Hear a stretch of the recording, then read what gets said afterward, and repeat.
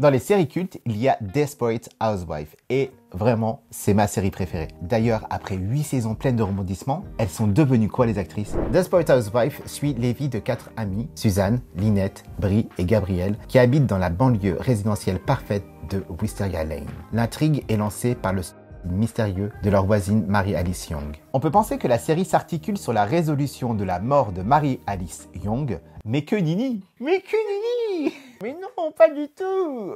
Il y aura d'autres meurtres à l'intérieur! Mais en fait, ce n'est qu'un prétexte pour suivre l'histoire des 4 personnages principaux. Suzanne Meyer est une mère célibataire malchanceuse qui cherche désespérément l'amour. Ah ouais, et vraiment sa vie amoureuse, c'est un bordel! Lynette Scavo a abandonné sa carrière dans la publicité pour s'occuper de ses 4 enfants qui sont totalement turbulents. Brie Van de Camp est une ménagère parfaite en apparence, mais son mariage bat de l'aile. Et Gabrielle Solis, entre nous, c'est ma préférée, qui est une ex-mannequin assez superficielle. C'est peut-être pour ça que c'est ma préférée, parce qu'elle est totalement superficielle. Trompe son riche mari Carlos avec le jeune jardinier. Depuis l'au-delà, Mary-Alice observe et commente tous les dramas qui se passent dans Wisteria Lane.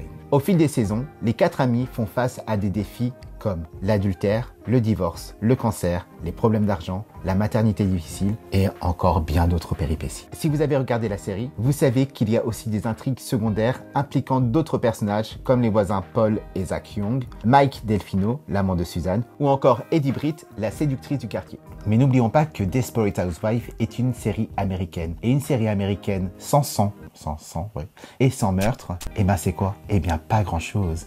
Et c'est pour cela que dans cette série, il y a plein de petits meurtres qui viennent pimenter l'intrigue principale. Avec un savant mélange de comédie noire, de drame et de suspense, Desperate Housewives dépeint les vies apparemment parfaites, mais en réalité compliquées, de ces femmes de banlieue aisée. Comme tu le sais, cette série a eu un grand succès dans le monde entier. Mais en général, qui dit série et film à succès dit aussi que les acteurs ont du mal à se détacher de leur rôle et souvent souffrent de cette image qui leur colle à la peau. Parlons de Teri Hatcher, qui est considéré comme étant à la base le personnage principal. Teri Hatcher est né le 8 décembre 1964 à Sunnyvale, en Californie. Son enfance a malheureusement été marquée par des abus sexuels de la part de son oncle Richard Stone, qu'elle a révélé publiquement des années plus tard. Après le lycée, elle étudie l'art dramatique et les mathématiques à l'Université de Californie avant de se consacrer pleinement à sa passion pour la comédie. Teri Hatcher commence sa carrière dans les années 1980 avec quelques petits rôles au cinéma comme Loulou en 1986. Mais c'est à la télévision qu'elle connaît ses premiers succès avec des apparitions récurrentes dans Les Feux de l'amour, Star Trek, La Nouvelle Génération ou encore Murphy Brown.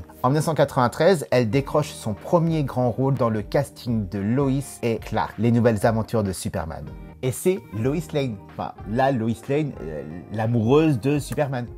C'est pas n'importe qui. Après la fin de Desperate Housewives en 2012, eh bien, elle a eu du mal à décrocher des rôles majeurs. En même temps, quand t'as été Lois Lane, ça te colle un peu à la peau. Elle a fait quelques apparitions dans des séries comme The Old Couple et The Great Indoors, mais sans véritable succès. En 2017, elle a publié un livre de conseils sur la vie intitulé Burn, Toast and Other Philosophies of Life, qui s'est avéré être aussi un échec commercial. Concernant les scandales, Teri Hatcher était régulièrement en conflit avec le reste du casting féminin, a.k.a. ses meilleurs potes dans la série.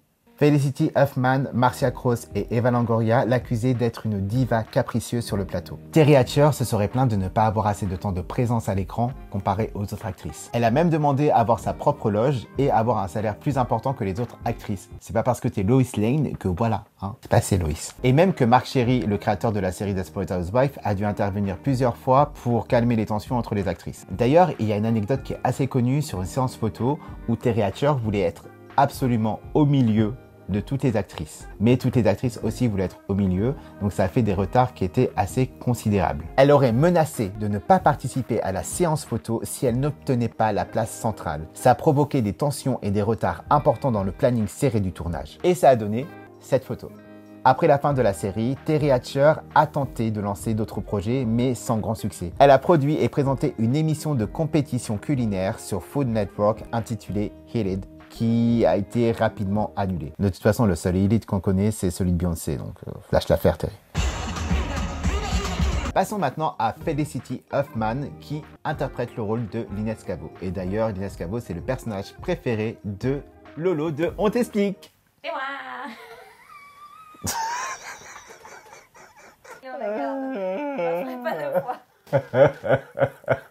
Felicity Huffman est née le 9 décembre 1962 à Bedford, dans l'État de New York. Dès son plus jeune âge, elle se passionne pour le théâtre et la comédie. Après des études secondaires à la Interlochen Arts Academy, elle intègre la prestigieuse Université de New York où elle obtient un diplôme en art dramatique. Felicity Huffman commence sa carrière d'actrice sur les planches de théâtre new-yorkais dans les années 1980. Elle enchaîne ensuite les seconds rôles à la télévision et au cinéma dans les années 1990. Après Desperate Housewives, Felicity Huffman a continué avec des rôles réguliers dans des séries comme American Crime et When They See Us. On peut la voir aussi dans la série Netflix Bates Motel qui est une tuerie et que franchement je te conseille. Ça régale. Mais en 2019, tout s'écroule.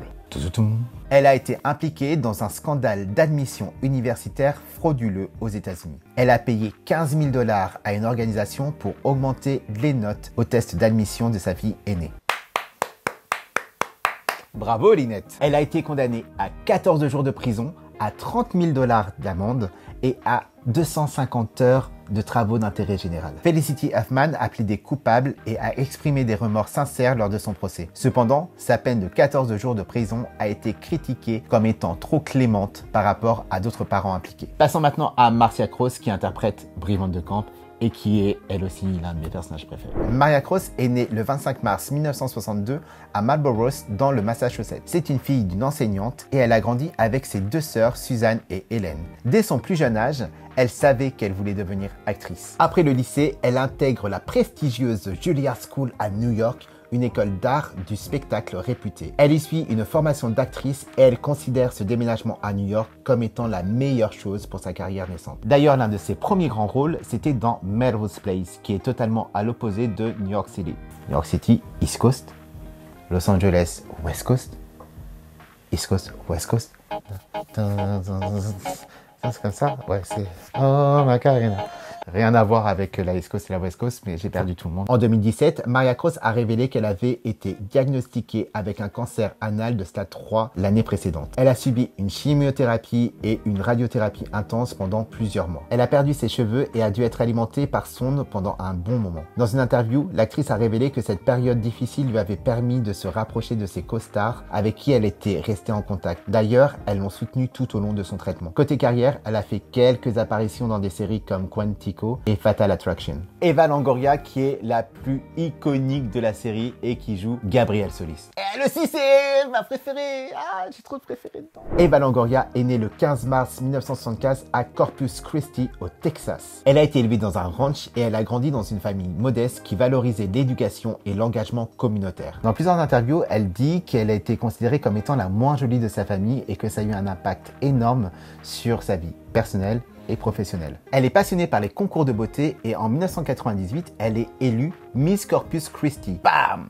Première revanche envers sa famille. Et en 2005, elle devient l'égérie de L'Oréal et d'ailleurs, elle est toujours égérie de L'Oréal à l'heure actuelle. Bam! Deuxième revanche envers sa famille. Après le lycée, Eva a poursuivi ses études supérieures à l'université A&M de Kingsville où elle a obtenu un diplôme de kinésiologie. Eva Longoria est quand même l'actrice qui a connu le plus grand succès après Desperate Housewives. Elle a joué dans plusieurs films comme Lowriders, Overboard et Dora and the Lost City of Gold. À la télévision, elle a produit et joué dans les séries Grand Hotel et Why Women Kill. On a pu la voir aussi dans Devious Maid, une série qu'elle a coproduit avec Mark Cherry qui est aussi donc le producteur de Desperate Housewives. Elle a également créé sa propre société de production, Unbelievable Entertainment, et malgré ce succès généré grâce à Desperate Housewives, Eva Longoria a aussi été impliquée dans quelques scandales. En 2017, son ex-mari Tony Parker a insinué dans un tweet qu'elle trompait son nouveau mari José Baxton avec un certain Eric de l'équipe des Spurs. Eva Longoria a également été critiquée pour avoir produit la série semi-autobiographique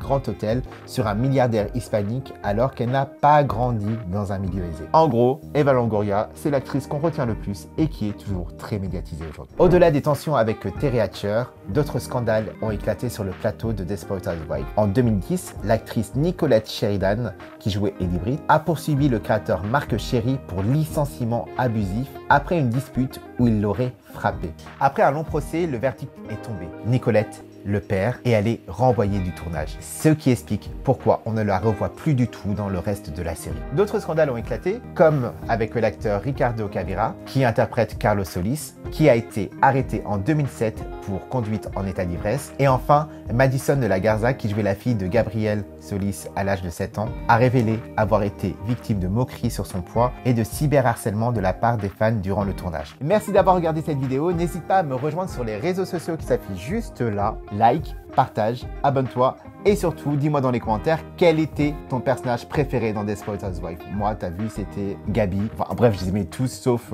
Suzanne. Enfin, voilà, bref. On se retrouve très vite. Ciao!